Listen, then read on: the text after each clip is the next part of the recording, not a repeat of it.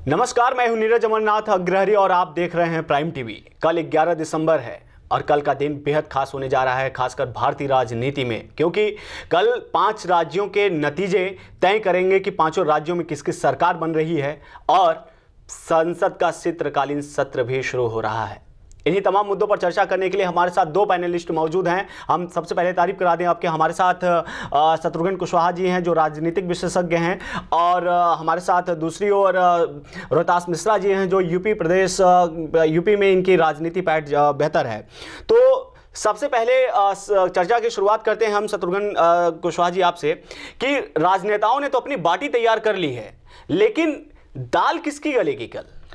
देखिए, जहाँ तक दाल गलने की बात है, ये इस चुनाव में अभी तक जो भाजपा की नीति रही है, रणनीति रही है, या जीतने की जो उनकी ललक रही है अच्छे दिन दिखाकर, वो इस बार फलीभूत नहीं हो पा रही है। राजस्थान में मेरे अनुमान से या जो एग्जिट पोल आए हैं उनके हिसाब से जो देखने को लग रहा है या दिख रहा है या राजनीतिक समीक्षाओं द्वारा जो पता लग रहा है जी, उससे ये लग रहा है कि राजस्थान में कांग्रेस की सरकार आने वाली है जी। तेलंगाना में टीआरएस की सरकार रिपीट होगी, ऐसा अनुमान लगाया जा रहा है। मध्य प्रदेश में जो स्थितियां हैं वो बराबर 50-50 की स्थितियां हैं जी। छत्तीसगढ़ में भी 50-50 की स्थितियां हैं जी। बाकी मिजोरम की स्थिति क्या है अभी क्लियर नहीं हो पा रही है मिजोरम में। लेकिन शत्रुघ्न जी, सबसे बड़ा सवाल ये है कि 5 राज्यों का चुनाव, ये कयास लगाए जा रहे हैं कि ये सेमीफाइनल है और इसी 5 राज्यों से आगामी 2019 का चुनाव भी, उसका भी बिसात क्लियर होगा कि कौन सा सरकार वापसी सत्ता में करती है। तो ये चुनाव क्या इस लिहाज से भी बहुत खास है? ये चुनाव बहुत खास है जी, और बीजेपी के लिए ये सेमीफाइनल और करो और मरो वाला सेमीफाइनल है जी। इसके बाद से इस चुनाव के नतीजों के हिसाब से इनकी आगे की रणनीति तय होगी, और अगर इस चुनाव में इनकी रणनीति फेल होती है तो इनके लिए बहुत बड़ा आगे के लिए स्थितियां कठिन हो जाएंगी, रास्ते कठिन हो जाएंगे जी। अब मैं रोहतास मिश्रा जी के पास आना चाहूँगा। रोहतास जी, आप बेसिकली यूपी की राजनीति पे अच्छा पकड़ रखते हैं और यूपी के मुख्यमंत्री योगी आदित्यनाथ जिस हिसाब से तेलंगाना में जा करके निज़ामों से जोड़ करके अपने बयान को देते हैं और फिर उसके बाद हनुमान, दलित, तमाम प्रकार के जो बयानात आते हैं, क्या ये भी एक फैक्टर रहेगा अगर बीजेपी अगर लॉस पॉइंट पे जाती है तो? देखिए, ये तो चुनाव में, ये चुनाव के मतलब जो है वो क्या कहते हैं, भाषण है और उसमें तमाम शब्दों का जो इस्तेमाल हुआ है, उससे मुझे नहीं लगता है कि कोई बहुत ज़्यादा उसका असर पड़ेगा जी। लेकिन ये बात सच है कि यूपी के मुख्यमंत्री ने काफ़ी मेहनत की है इन राज्यों में चुनाव जीतने के लिए जी। और एग्जिट पोल के जो नतीजे जो सामने अब तक आ रहे हैं उसमें भाजपा की स्थिति थोड़ा सा खराब दिख रही है जी। लेकिन अभी नतीजे आने में देखिए कल का समय है, तो अभी हमें थोड़ा सा धैर्य रखना चाहिए और कल तक का इंतजार करना चाहिए जी। और इन 5 राज्यों में जैसे अभी बात आई कि ये सेमीफाइनल चुनाव, मतलब सेमीफाइनल है ये लोकसभा का जी। तो ये बात बिल्कुल सत्य है क्योंकि लोकसभा का चुनाव आगे आने वाले 5-6-7 महीनों में यहाँ होना है, देश में होना है, और उसके ठीक पहले इन 5 राज्यों में जो चुनाव हुए हैं वास्तव में ये सेमीफाइनल हैं और ये देश की राजनीति पर एक अलग ही एक जो है वो मतलब सिस्टम बनाएंगे 5 राज्य, और इनमें जो भी नतीजे आते हैं उसके अनुसार फिर कांग्रेस भाजपा को अपने हिसाब से मेहनत करनी पड़ेगी लोकसभा के चुनाव में जी। अगर इसमें बीजेपी विन होती है जी, तो जाहिर है कि काफ़ी उत्तर प्रदेश में जो है उनकी पकड़ मानी जाएगी कि बहुत अच्छी है। लेकिन अगर यही कांग्रेस विन होती तो आप समझिए कि कांग्रेस दिन पर दिन काफ़ी गर्त में जा रही थी और उसके उठने के बाद में ये माना जाएगा कि काफ़ी मतलब वो राइज कर रही है। तो अब ऐसी स्थिति में तो चुनाव के नतीजे क्या होंगे ये तो फिलहाल कल ही पता चलेगा, लेकिन अगर एग्जिट पोल की माने तो उसमें बीजेपी की स्थिति काफ़ी खराब आ रही है जी।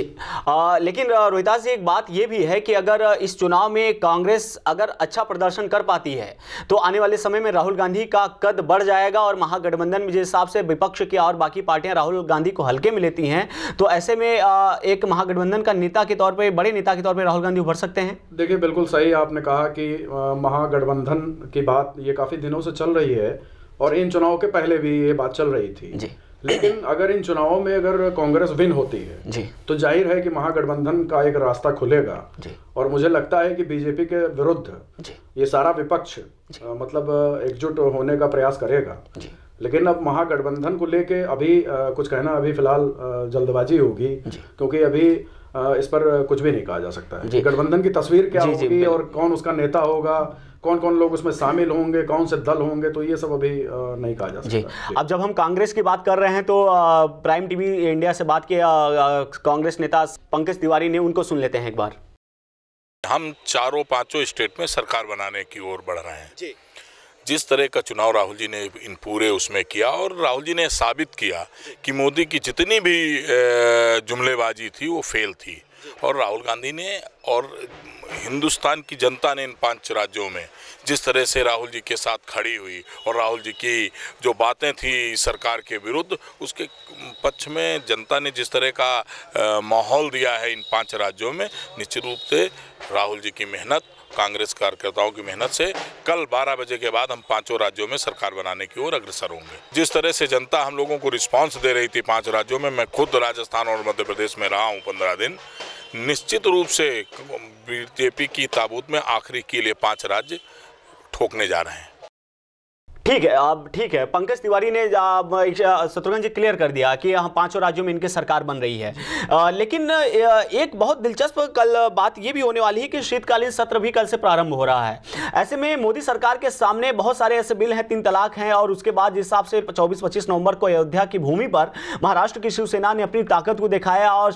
रविशंकर प्रसाद कानून मंत्री काउंटिंग से एक दिन पहले जब ये बोलते हैं कि राम मंदिर को लेकर के हम गंभीर हैं और राम मंदिर बनेगा, तो क्या ये संकेत है कि शीतकालीन सत्र में राम मंदिर का मुद्दा उठाया जा सकता है? हाँ, शीतकालीन सत्र जो शुरू होगा इसमें मंदिर मुद्दा उठना ही है, राफेल का मुद्दा उठना ही है, और विपक्षी पार्टियों द्वारा इस मुद्दे को और गरमाना ही है इन लोगों को कि अच्छे दिन दिखाने के बाद और मंदिर बनाने के बाद, चीज़ों को कहने के बाद आप हर जगह फेल हुए हैं। कई मुद्दे उठाए जाएंगे, पुराने कुछ गड़े मुर्दे भी उठाए जाएंगे, नोटबंदी भी उठाए जाएंगे। अगर कांग्रेस की स्थिति अच्छी अगर आती है, और जो कहना है कांग्रेस का कि मैं 5 राज्यों में आ रहा हूं, अगर ये स्थिति आती है तो ये अतिशयोक्ति है एक तरह से हम कह सकते हैं। हाँ जी। और दूसरी चीज, अभी महागठबंधन की हमारे मित्र ने कहा, महागठबंधन की जो स्थितियां हैं, अभी जहां तक सूचना मुझे आज मिली है महागठबंधन की, इसमें बहुजन समाज पार्टी और समाजवादी पार्टी महागठबंधन में शामिल होने से इनकार कर रही हैं जी। अभी जो सूचना अभी मुझे मिली है,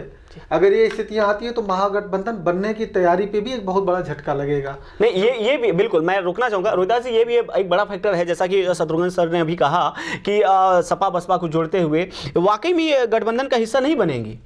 देखिए, मैं बात कर रहा था लोकसभा चुनाव के गठबंधन की जी, जिसमें सपा बसपा तो है ही है, लेकिन और भी तमाम दल ऐसे हैं जी जिनको मतलब जो हमेशा से गठबंधन में शामिल होते रहे हैं जी, और उन्होंने सरकार में भी भागीदारी की है जी। जैसे आपको याद होगा कि इसके पहले भी बीजेपी की सरकार थी और उन्होंने कई दल को लेकर एक गठबंधन बनाकर एक जो है वो बनाया था गठबंधन जी। तो जाहिर है कि मतलब आगे भी ये गठबंधन जो है बनाया जा सकता है, और हम खाली बात सपा बसपा की ही नहीं कर रहे हैं जी, हम अन्य दलों को जी बिल्कुल बिल्कुल कर रहे हैं, जिसमें और भी तमाम दल देश में हैं बिल्कुल जो एक हो सकते हैं, और एक करने की कई बार कोशिश भी हुई उनकी, हालांकि ये कोशिश नाकाम रही, लेकिन हो सकता है कि इस लोकसभा चुनाव को लेकर ये कोशिश इस बार सफल रहे। अभी फिलहाल इस पे अच्छा रोहिदास जी, एक सवाल हमारा ये आपसे ये भी कि अगर राजस्थान में वसुंधरा राजे की सरकार गिरती है तो इसका बड़ा फैक्टर क्या हो सकता है? अब देखिए, वहाँ तमाम मुद्दे जो मतलब सरकार के दौरान जो वहाँ रहे, किसानों की तमाम समस्याएं रहीं और भी तमाम वहाँ पर मुद्दे रहे जी, उसको लेकर भी ये माना जा सकता है कि मतलब जो है सरकार खराब स्थिति में आएगी, लेकिन अभी ये नहीं कहा जा सकता है कि बीजेपी सरकार वहाँ नहीं आएगी या वहाँ कौन आएगा। देखिए, ये तो नतीजे कल आने के बाद साफ होगा जी कि वहाँ पर अभी मतलब किसकी सरकार। हाँ, लेकिन मोटा मोटी जो आंकड़े सामने आ रहे हैं एग्जिट पोल के, ठीक है एग्जिट पोल पे आप अपना स्टैंड क्लियर कर रहे हैं कि एग्जिट पोल एक फिक्स नतीजा नहीं होता, लेकिन जिस हिसाब से एग्जिट पोल में बहुत ज्यादा नीचे ग्राफ गिर रहा है, उसके बाद वसुंधरा राजे को राजस्थान की महारानी भी कहा जाता है, और वहाँ पे एक दो बात, जैसे कि एक दो फैक्टर मैं आपसे पूछ रहा हूँ कि अगर वसुंधरा राजे की सरकार राजस्थान में गिरती है तो उसका नेगेटिव फैक्टर क्या हो सकता है? कि आप ये कहेंगे कि हाँ वसुंधरा राजे ने ये नहीं किया इसलिए इनकी सरकार चली अब गई? देखिए, मुझे तो लगता है कि चूंकि राज्य का मुद्दा है और ये चुनाव राज्य में हो रहा था, ये कोई देश का मुद्दा, इसमें फिलहाल हमको लगता है कि कोई बहुत ज़्यादा असर नहीं डालेगा। लेकिन राज्य के मुद्दे वहाँ पर ये माना जा सकता है कि अगर बीजेपी हारेगी तो कहीं ना कहीं से जनता का गुस्सा और किसानों का गुस्सा, नौजवानों का गुस्सा ये हो सकता है और यही स्थानीय फैक्टर ही हो सकते हैं, मुझे जो लगता है। जी, इस पूरे मुद्दे पर बीजेपी नेता संजय राय का क्या कहना है, आइए सुनते हैं। मेरे जो समझ है जहाँ तक, उसके हिसाब से छत्तीसगढ़ और मध्य प्रदेश में निश्चित रूप से भारतीय जनता पार्टी की सरकार बन जाएगी और राजस्थान में कड़ी टक्कर है और कड़ी टक्कर में यह कहना कि भाजपा की ही सरकार बनेगी मुश्किल, और यह भी कहना मुश्किल है कि कांग्रेस की सरकार बनेगी। कड़ी टक्कर हमारे लिए जितना है उतना ही कांग्रेस के लिए भी है। तो राजस्थान में हमारी संभावना है और 2 स्थानों पर मध्य प्रदेश और छत्तीसगढ़ निश्चित रूप से सरकार बीजेपी की बन जाएगी, इसकी पूरी संभावना है। जी बिल्कुल। तो आपने संजय राय जी को सुना शत्रुघ्न जी, जैसा कि संजय राय जी कह रहे हैं कि 5 राज्यों का नतीजा अगर मान लीजिए कि एक तरीके से अगर पक्ष में भी नहीं आते हैं तो इससे 2019 में उसका कोई प्रभाव नहीं पड़ने वाला है। नहीं, प्रभाव तो पड़ेगा। संजय राय जी ने जो कहा उसको मैंने सुना पूरी तरह से जी, लेकिन असर तो पड़ेगा जी, क्योंकि कहते हैं ना कि जनता जो होती है जी, जनता की सोच, कहते हैं ना कि हमारे यहाँ गांव में देहातों में एक कहावत कही जाती है कि भेड़ धसान मतलब एक भेड़ आगे जाती है तो कुएं में अगर वो गिर गई तो सारी भेड़ें उस कुएं में चली जाती हैं। हमारे यहाँ जनता का भी यही स्थितियाँ हैं। अगर उनको लग गया कि अगर बीजेपी कांग्रेस आ रही है और बीजेपी जा रही है तो आने वाले चुनाव में भी उसकी नीति साफ साफ दिखेगी जनता की कि नहीं, हमें अब नया किसी को लाना है, नई सोच को लाना है। हाँ, ये मान सकते हैं कि भाजपा फिर आ जाए, मुद्दे पे आ जाए, लेकिन गवर्नमेंट बना ले, लेकिन वोट ऑफ परसेंटेज जो है ना जी, उनका करीब करीब मैं समझता हूं कि 25 से 30% वोट परसेंटेज उनके गिरेंगे इस बार। जी बिल्कुल, आप लोगों ने सही कहा। लेकिन आप दोनों से एक सवाल, आखिरी सवाल मेरा ये होगा कि अगर 5 राज्यों में अगर बीजेपी की स्थिति खराब होती है तो पीएम मोदी का कद क्या होगा, और अगर 5 राज्यों में कांग्रेस जीतती है तो राहुल गांधी का कद क्या होगा? शत्रुघ्न जी, पहला सवाल आपसे। देखिए, 5 राज्यों में अगर कांग्रेस जीतती है जी तो राहुल गांधी का जो कद है वो तो एज इट इज रहेगा जी, लेकिन लोगों का थोड़ा सा विश्वास है उनके ऊपर बढ़ेगा जी, और कांग्रेस में का कद बढ़ने से ज़्यादा है कि पब्लिक जो है, आदमी जो है मोदी के कुछ फैसलों को लेके नाराज़गी अपनी जताएगी। इस कारण से उनका कद बढ़ेगा, न कि उनकी अपनी कोई ऐसी इमेज है और उनके कुछ स्टेटमेंट ऐसे आ जाते हैं जिनके कारण कद उनका थोड़ा गिर जाता है। लेकिन इसमें मैं पूरी तौर पे सहमत नहीं हूं कि राहुल गांधी का कद बढ़ेगा। जी, रोहतास जी, आपसे मेरा आखिरी सवाल कि आप यूपी से बेसिकली बिलोंग करते हैं और यूपी में ही अयोध्या है और यूपी में ही मुख्यमंत्री योगी आदित्यनाथ हैं और राजनीति का एक अखाड़ा भी माना जाता है, और शीतकालीन सत्र कल से प्रारंभ हो रहा है, तो राम मंदिर पर क्या कुछ बड़ा स्टैंड पार्टी ले सकती है? अब देखिए, इस पर तो चूंकि मामला ये आ रहा है कि ये मुद्दा अभी सुप्रीम कोर्ट में है जी, और सुप्रीम कोर्ट के फैसले के बाद ही जी, इसमें मुझे लगता है कि कोई उस पर जो है बहस हो सकती है। हालांकि इस मुद्दे को लेकर जो एक प्रेशर बना है सरकार के ऊपर, वो दबाव, एक प्रेशर जो है साधु संतों और जो है समाज ने बनाया है जी, जिसका असर हमें दिख सकता है, हो सकता है कि मतलब इसमें बिल लाए जी, वो जो है भाजपा लाए और कोई ऐसा अचंभा कर सकती है वो। जी जी, तो आप दोनों मेहमानों का बहुत बहुत शुक्रिया कि आप लोग मेरे साथ जुड़े और इन सारी मुद्दों पर चर्चा किया। तो इन दोनों का प्रवक्ताओं का साफ तौर पे कहना है कि